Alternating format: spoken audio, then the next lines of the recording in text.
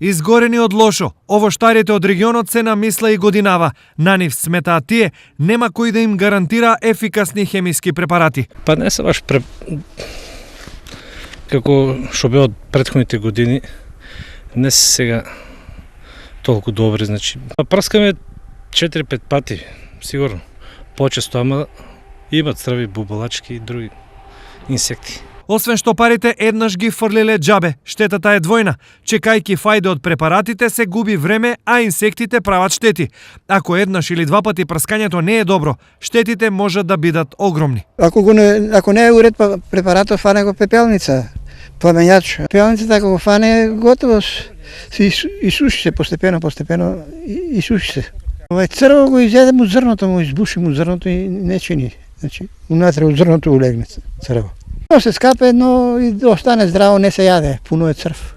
Ако ова се случува често, тогаш прашањето е како овоштарите годинава да се заштитат. Само во регистрирани објекти, легални објекти, да купуваат производи, да не купуваат на пазар од луѓе кои рецуваат дека се квалитетни, ама се донесени, нели, не знам ти, од Грција, не знам од Бугарија, од Албанија и така натаму, да почитуваат препаратите што ќе им ги дадат стручните лица.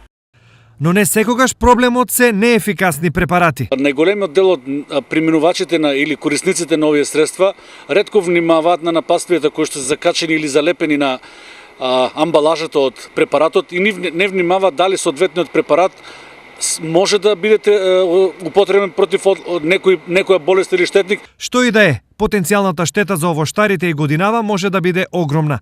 Имено, во регионот има околу 15.000 хектари овошни и лозови насади.